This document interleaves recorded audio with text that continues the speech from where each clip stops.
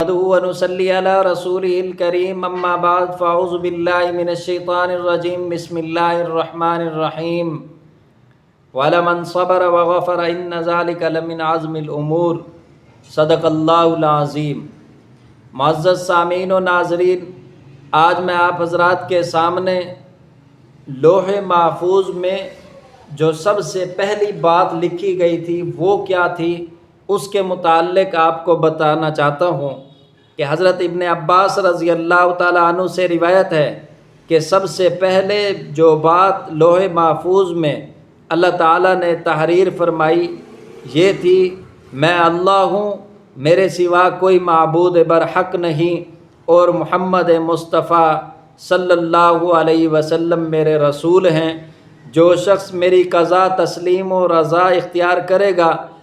میری مصیبت پر صبر کرے گا، میری نعمتوں پر شکر ادا کرے گا، میں اسے صدیق لکھوں گا اور قیامت میں صدیقین کے ساتھ اٹھاؤں گا۔ جو میری قضا پر راضی نہیں، میری مصیبت پر صبر نہیں کرتا،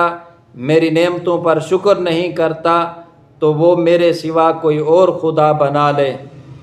کتنی بڑی بات ہے کہ اللہ تبارک و تعالی جل شانہ نے ہر چیز کو آسان کر دیا ہے کہ جو شخص اللہ کی قضا پر راضی نہیں، اللہ تبارک و تعالی جل شانہ کی طرف سے آئی ہوئی مصیبت پر صبر نہیں کرتا، میری نعمت اللہ تعالیٰ کی طرف سے عطا کردہ نعمتوں کا شکریہ ادا نہیں کرتا، اس لیے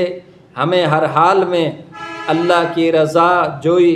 اور اس کی خوشنودی حاصل کرنی چاہیے۔ مولا کریم ہم سب کو نیک اعمال کرنے کی توفیق عطا فرمائے، آمین۔